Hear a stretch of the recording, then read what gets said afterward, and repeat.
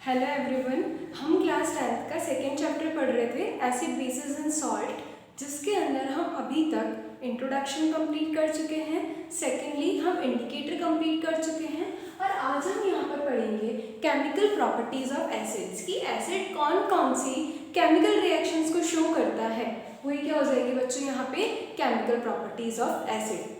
तो फर्स्ट हमें यहाँ पर डिस्कस करनी है reaction of acid with the metal कि एसिड्स मेटल से किस तरीके से रिएक्ट करते हैं। ओके, तो सबसे पहले ये समझने के लिए हम जो कंसेप्ट हमने चैप्टर 1 में पढ़ा था रिएक्टिविटी सीरीज, अगर आपको याद हो तो वहाँ पे हमने पूरी सीरीज पढ़ी थी जिसका नाम मैंने आपको बताया था रिएक्टिविटी सीरीज। रिएक्टिविटी सीरीज के अंदर बच्चों अलग अलग मेटल्स को अरेंज किया था हमने on the basis of their reactivity. Okay, वहाँ हमने एग्जाम्पल से भी समझा था कि मानो एक कोई बच्चा है जिसको एक सीट पे बैठना है, यहाँ एक सीट थी जिसपे दो बच्चे ऑलरेडी बैठे हुए थे, मान लो बी और सी। अब ए बहुत पावरफुल हुआ तो वो क्या करेगा, बी को हटा देगा, और अगर ए बहुत वीक बच्चा हुआ तो बी को नहीं हटा पाएगा। ठीक है, अब यही अपने को वापस से यहाँ पे भी समझना है कि जब एसिड और मेटल के केस में रिएक्शन होती है तो ये सारी रिएक्शंस किस बेसिस पे होगी बच्चों, यहाँ पे रिएक्टिविटी सीरीज के बेसिस पे होगी। कैसे, आइए वो समझते हैं हम यहाँ पर। मान लो कि ये जो कैल्शियम है, सबसे पहले कैल्शियम की पोजीशन रिएक्टिविटी सीरीज में कहाँ पर आती है, यहाँ आती है कैल्शियम की पोजीशन। हाइड्रोजन कहाँ आएगा, यहाँ आएगा। हम जो भी ये रिएक्शंस पढ़ते हैं, ठीक है, रिएक्टिविटी सीरीज वाली डिस्प्लेसमेंट रिएक्शंस, कौन सी रिएक्शन होती है बच्चों, डिस्प्लेसमेंट रिएक्शन। तो ये जो डिस्प्लेसमेंट रिएक्शन है इसके लिए बेसिक कंडीशन ही क्या है जो मैंने अभी आपको बताई थी कि कैल्शियम की रिएक्टिविटी ज्यादा होनी चाहिए, कैल्शियम रिएक्टिविटी सीरीज में ऊपर आना चाहिए। तो क्या कैल्शियम रिएक्टिविटी सीरीज में ऊपर आ रहा है क्या हाइड्रोजन के कंपैरिजन में, बिल्कुल आ रहा है। अगर आ रहा है तो ये क्या करेगा, हाइड्रोजन को यहाँ से बाहर निकाल देगा। जैसे इसने हाइड्रोजन को यहाँ से बाहर निकाला तो क्या बन गया बच्चों, CaSO4, और ये जो हाइड्रोजन यहाँ से बाहर निकला है इसने गैस बना ली, वो है आपके यहाँ पर H2 गैस। अब सेकंड एग्जांपल डिस्कस करते हैं। सेकंड एग्जांपल में सिंगल मेटल जो है वो कौन सा है, Na की तो हमें पता है रिएक्टिविटी और ज्यादा होती है, तो Na कहाँ आएगा, कैल्शियम के भी ऊपर आएगा। ठीक है, तो हम यहाँ पर देखेंगे क्या Na ज्यादा रिएक्टिव है एज कम्पेयर टू हाइड्रोजन, बिल्कुल है, क्योंकि ये हाइड्रोजन के ऊपर आ रहा है। हाइड्रोजन के ऊपर आ रहा है तो हाइड्रोजन को यहाँ से बाहर निकाल देगा। जब बाहर निकाल देगा तो आप क्या देखेंगे, हाइड्रोजन गैस तो यहाँ से बाहर निकल गई, ठीक है, और जो Cl है वो किसके साथ कंबाइन हो जाएगा, Na के साथ में। तो यहाँ पर क्या देखेंगे, NaCl, और जो गैस प्रोड्यूस हो रही है वो कौन सी हो रही है बच्चों, हाइड्रोजन गैस प्रोड्यूस हो रही है। अब यहाँ थर्ड एग्जाम्पल की मैं बात करूँ, सिंगल मेटल वापस कौन आ रहा है, जिंक। जिंक कहाँ आता है, जिंक की रिएक्टिविटी भी ज्यादा होती है हाइड्रोजन के कंपैरिजन में, तो हमने लिख दिया जिंक की रिएक्टिविटी ज्यादा होती है तो इसको हाइड्रोजन के ऊपर लिख दिया। वापस से सेम कॉन्सेप्ट लगेगा अपना कि अगर हाइड्रोजन से ज्यादा रिएक्टिव है, अगर ये मेटल मोर रिएक्टिव है तो ये इसको यहाँ से बाहर निकाल देगा। तो सेम यहाँ पर भी हुआ कि हाइड्रोजन तो यहाँ से बाहर निकल गई और जिंक किसके साथ कंबाइन हो गया, SO4 के साथ कंबाइन हो गया। तो हमने क्या देखा, यहाँ पर क्या बन गया, ZnSO4, और जो हाइड्रोजन यहाँ से बाहर निकली है वो यहाँ पे H2 की फॉर्म में बाहर निकल गई। अब इसके बाद एक और एग्जाम्पल यहाँ पे मान लो कि ये HCl है आपका, क्या है HCl, कि जब HCl की रिएक्शन हमें किससे करवानी है, कॉपर से करवानी है। अब यहाँ अकेला मेटल कौन आ रहा है, कॉपर आ रहा है। कॉपर के पोजीशन में देखूँ तो कॉपर कहाँ आता है, हाइड्रोजन के नीचे। अगर हाइड्रोजन के नीचे आता है तो यहाँ रिएक्टिविटी किसकी ज्यादा हुई, हाइड्रोजन की या कॉपर की, ऑब्वियसली हाइड्रोजन की ज्यादा हुई। जो रिएक्टिविटी सीरीज में ऊपर उसकी रिएक्टिविटी भी ज्यादा, तो हाइड्रोजन की रिएक्टिविटी ज्यादा हुई। तब अब यहाँ पे कॉपर वीक मेटल हो गया, लेस रिएक्टिव मेटल हो गया।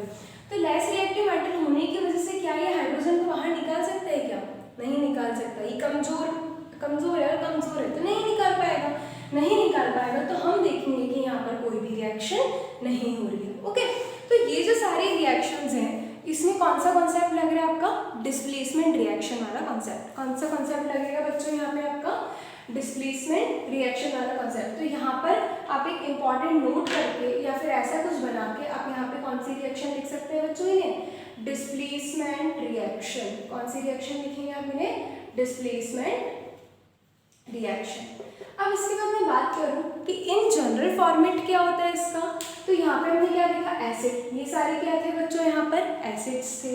जब इनकी रिएक्शन किससे हो रही थी, मेटल से हो रही थी, तो मेटल से रिएक्शन हो रही है, तो यहाँ पे क्या मिलेगा हमें, एक तो सॉल्ट, ये जो सारे थे ना, ये और ये सब क्या थे बच्चों, यहाँ पर सॉल्ट थे, तो एक तो हमें मिलेगा सॉल्ट। और अगर मेटल हाइड्रोजन से ज़्यादा रिएक्टिव है तो हमें प्रोडक्ट कब मिलेंगे, जब ये जो मेटल है इसकी रिएक्टिविटी हाइड्रोजन से ज़्यादा हो, मतलब रिएक्टिविटी सीरीज में ये जो सारे मेटल्स हैं वो हाइड्रोजन के ऊपर आने चाहिए। और तो यहाँ पे तो सॉल्ट मिलेगा और एक और क्या प्रोड्यूस हो जाएगी बच्चों, यहाँ पे हाइड्रोजन गैस। अब यहाँ पे मैंने हाइड्रोजन गैस के साथ में एक एरो बना रखा है। यहाँ पे देखो, जब भी कोई गैस प्रोड्यूस होती है, ठीक है, रिएक्शन हो रही है, उस रिएक्शन के अंदर जब भी कोई गैस प्रोड्यूस हो रही है तो हम क्या देखेंगे, यहाँ पर ये गैस को हम कौन से एरो से दिखाएंगे, अपवर्ड एरो से, क्योंकि गैस तो उड़ जाएगी। तो यहाँ पे हमने कौन सा एरो लगा दिया बच्चों, अपवर्ड एरो। मतलब अगर कहीं पे भी आपको अपवर्ड एरो दिख जाए तो आपको क्या समझना है कि इस रिएक्शन के अंदर गैस प्रोड्यूस हो रही है। तो हमारी जो फर्स्ट रिएक्शन है यहाँ पे, reaction of acid with the metal, वो यहाँ कंप्लीट होती है। अब सेकंड हमें यहाँ पे डिस्कस करना है बच्चों, reaction of acid with metal carbonate and metal hydrogen carbonate. Okay, सबसे पहले हम यहाँ पर ये समझेंगे कि मेटल कार्बोनेट क्या होते हैं एंड मेटल हाइड्रोजन कार्बोनेट क्या होते हैं। ये समझने के लिए आपको यहाँ पे सबसे पहले कार्बोनेट में देखूँ तो वो समझना पड़ेगा कि कार्बोनेट्स क्या होते हैं। तो कार्बोनेट रहता है आपका CO3 क्या रहता है बच्चों, CO3 अब मैं बात करूँ मेटल मान लो मैंने ले लिया सोडियम, क्या ले लिया मैंने, मेटल सोडियम। अब सबसे पहले देखें तो सोडियम पे चार्ज कितना होता है, +1। कार्बोनेट पे अभी पता है मैंने कितना आता है, 2-, क्रॉस मल्टीप्लाई कर दे अपन, क्रॉस मल्टीप्लाई करते से क्या आ जाएगा आपका यहाँ पे Na2CO3। तो ये जो Na2CO3 है ये क्या है यहाँ पे, सोडियम कार्बोनेट। क्या है बच्चों ये यहाँ पर, सोडियम कार्बोनेट। अब बात आती है सोडियम हाइड्रोजन कार्बोनेट की, तो वो कैसे बनेगा, एक बार यहाँ देख लीजिए। सोडियम तो वो उस पर चार्ज आता है आपका +1, हाइड्रोजन कार्बोनेट आपका रहता है HCO3-, ठीक है। कार्बोनेट होता है, अभी हमने डिस्कस किया CO3 पे 2- चार्ज। इसी के आगे अगर आप एक हाइड्रोजन लगा देंगे, क्या बोला मैंने कि जो कार्बोनेट है, इस कार्बोनेट के आगे आपने क्या किया, एक हाइड्रोजन लगा दिया, तो चार्ज 2- से कितना हो गया यहाँ पे 1-, कितना हो गया बच्चों यहाँ पे चार्ज 1- हो गया। तो इसे तो हम बोलेंगे कार्बोनेट और इसे क्या बोलेंगे हम, हाइड्रोजन कार्बोनेट। ओके, अब वापस से क्रॉस मल्टीप्लाई कर लीजिए, तो क्रॉस मल्टीप्लाई करते से क्या बन जाएगा, NaHCO3। तो ये हम यहाँ पर जो दोनों रिएक्टेंट काम में ले रहे हैं उनका फॉर्मूला कैसे आया वो मैंने आपको बताया कि सोडियम कार्बोनेट और सोडियम हाइड्रोजन कार्बोनेट का क्या क्या फॉर्मूला होता है। तो अगर आपको स्टिल कुछ कंफ्यूजन है तो आप यहाँ पर एक क्लाउड बना के वापस से लिख सकते हैं कार्बोनेट, जिसके आगे आप लिख लेंगे यहाँ पे CO3 CO3 और एक है बच्चों यहाँ पे आपका हाइड्रोजन कार्बोनेट, जिसका फॉर्मूला आप यहाँ पे लिख सकते हैं HCO3-, क्या लिख सकते हैं, HCO3-। ओके, अब हम यहाँ पर ये रिएक्शन देखते हैं। ये है सोडियम कार्बोनेट, जब आपने इसकी रिएक्शन एसिड के साथ करवाई, किसके साथ करवाई बच्चों, एसिड के साथ, तो यहाँ पे मैं देखूँ Na पे चार्ज कैसा आएगा, पॉजिटिव, CO3 पे माइनस, H पे कैसा चार्ज आएगा प्लस, Cl पे कैसा आएगा नेगेटिव। ओके, तो हम क्या देखेंगे, ये जो प्लस है वो किसके साथ जाएगा, Cl- के साथ में, तो यहाँ पे एक प्रोडक्ट क्या बन गया अपना NaCl। अब देखिए ये जो हाइड्रोजन है वो किसके साथ कंबाइन होगा, CO3- के साथ में, तो ये फाइनली यहाँ पे जो प्रोडक्ट देगा वो होंगे अपने H2O और एक और क्या बनेगा, कार्बन डाइऑक्साइड CO2। ओके, उसी टाइप से ये तो अपनी किसकी रिएक्शन हुई, सोडियम कार्बोनेट की रिएक्शन। अब बात आती है सोडियम हाइड्रोजन कार्बोनेट की रिएक्शन, जो ये वाली है, तो इसमें वापस से सेम प्लस।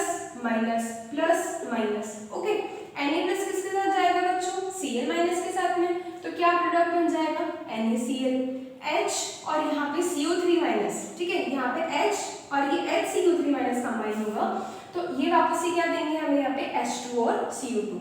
मतलब ये दोनों रिएक्शंस ऐसी है जिसमें केवल एक रिएक्टेंट का डिफरेंस है, एक जगह NO2CO3 है तो एक जगह NaHCO3 है, बाकी पूरी रिएक्शन इसके केस में सेम चलने वाली है।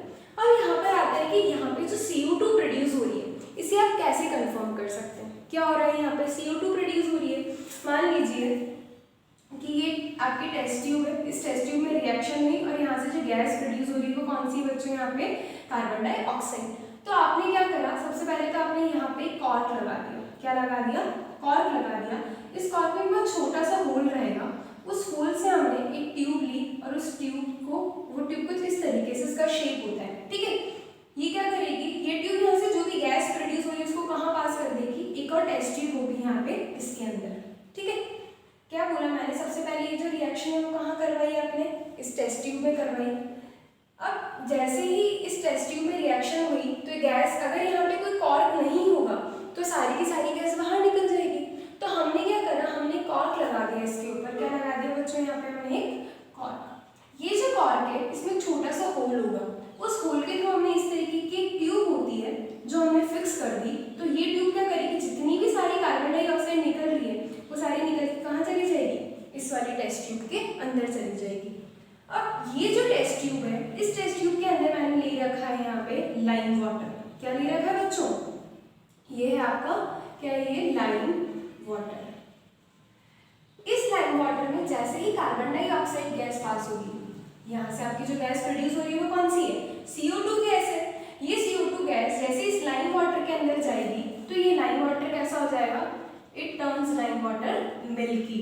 तो अगर इसको मिल्की कर दिया, मतलब क्या समझ जाना है हमें कि जो भी रिएक्शन हो रही है इसके अंदर जो गैस प्रोड्यूस हो रही है वो कौन सी गैस प्रोड्यूस हो रही है बच्चों, कार्बन डाइऑक्साइड। तो इस वाली रिएक्शन में ऐसे ही होता है कि मिल्की हो जाएगा, मिल्की होते ही हमें कंफर्म हो गया कि ये जो गैस प्रोड्यूस हुई वो कार्बन डाइऑक्साइड गैस प्रोड्यूस हुई है।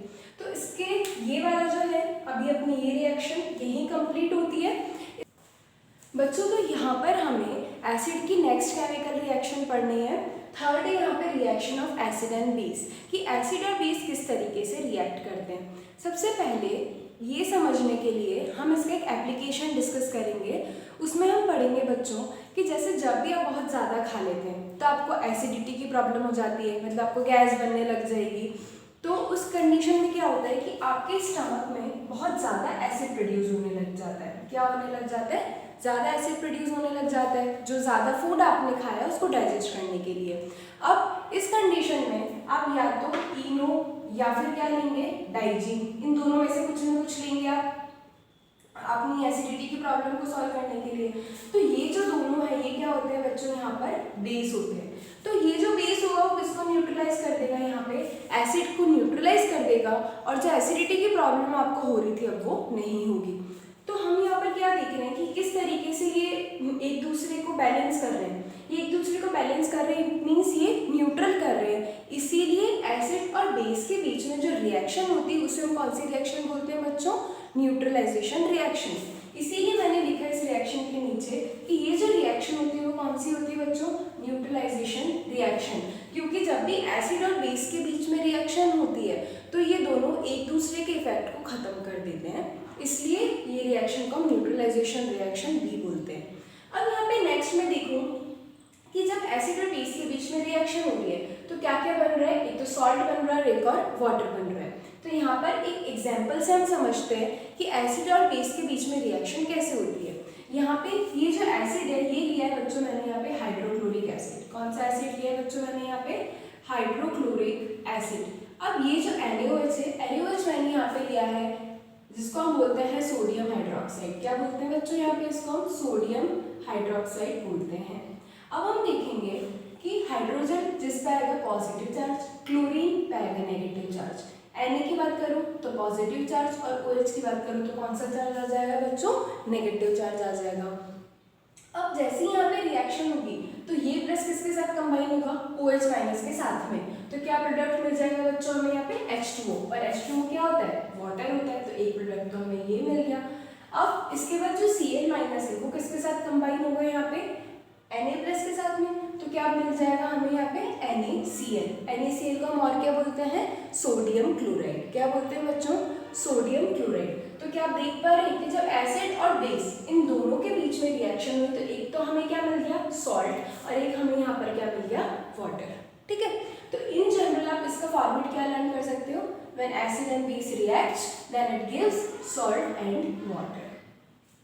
ओके, अब ये वाली रिएक्शन हमारी यहीं खत्म होती है। अब फोर्थ रिएक्शन हम यहाँ पर समझते हैं, ये है reaction of acid with metallic oxide, कि एसिड जो होते हैं मेटेलिक ऑक्साइड से किस तरीके से रिएक्ट करते हैं। मान लो कि ये अपना कोई भी एसिड है HCl, ये किससे रिएक्शन कर रहे हैं, यहाँ पे मेटेलिक ऑक्साइड से रिएक्ट कर रहा है। फर्स्टली आपको ये पता होना चाहिए कि मेटल ऑक्साइड्स क्या होते हैं।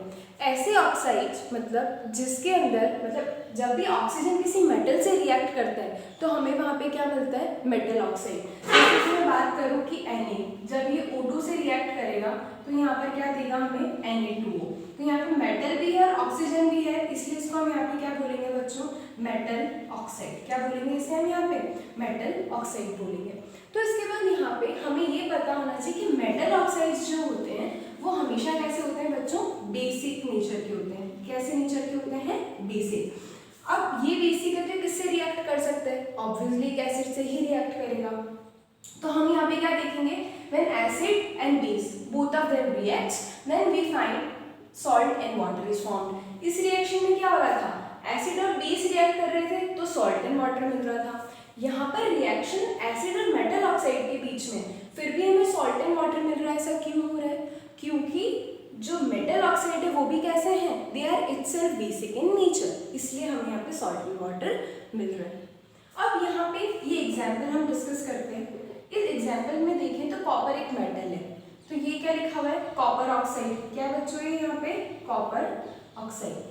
जब ये रिएक्ट करता है HCl से, किससे रिएक्ट करता है बच्चों यहाँ पे, HCl से, जो है हाइड्रोक्लोरिक एसिड। कौन सा एसिड है, हाइड्रोक्लोरिक एसिड। वापस से प्लस माइनस साइन लगाएंगे तो प्लस माइनस, यहाँ पे वापस देखेंगे तो क्या आएगा प्लस और यहाँ पे आ जाएगा आपका वापस से माइनस। तो हम देखेंगे ये प्लस किसके साथ कंबाइन होगा, Cl माइनस के साथ में। Copper will combine with chlorine, तो हम देखेंगे यहाँ क्या प्रोडक्ट मिल गया हमें, CuCl2, एक तो ये। फिर इसके बाद ये जो H+ है वो किसके साथ कंबाइन होगा, O- के साथ में, तो हम क्या देखेंगे यहाँ पर H2O का फॉर्मेशन हो गया। ठीक है, अब सेकेंड एग्जाम्पल यहाँ पे देखते हैं। वापस से प्लस माइनस, एक बार नेमिंग देख लेते हैं। K सिंबल होता है बच्चों आपका पोटेशियम का, तो ये क्या हो जाएगा यहाँ पे, पोटेशियम ऑक्साइड। फिर नेक्स्ट में देखो HCl वापस से कौन सा एसिड होगा बच्चों यहाँ पे, हाइड्रोक्लोरिक एसिड। अब KCl, K किसका सिंबल था, अभी मैंने बताया था आपको पोटेशियम का, तो पोटेशियम और Cl क्या होता है, क्लोराइड, तो पोटेशियम क्लोराइड, और ये क्या बन रहा है आपका यहाँ पे, वाटर बन रहा है। वापस से यहाँ पर देखो मैं तो K positive, O- H+ Cl-, K किसके साथ कंबाइन होगा, इस माइनस के साथ में, तो क्या प्रोडक्ट बन जाएगा बच्चों, KCl। हाइड्रोजन किसके साथ कंबाइन होगा, O- के साथ में, तो यहाँ पे क्या बन जाएगा, H2O बन जाएगा।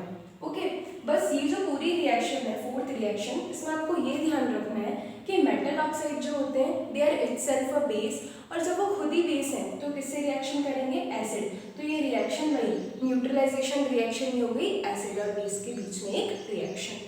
तो हमारा ये लेक्चर अभी यहीं खत्म होता है। इसके अंदर हमने केमिकल प्रॉपर्टीज ऑफ एसिड को कंप्लीट कर लिया। अब नेक्स्ट वीडियो लेक्चर के अंदर हम first chemical properties of base discuss करेंगे, उसके बाद हम प्रॉपर्टीज ऑफ एसिड को डिस्कस करेंगे। Thank you.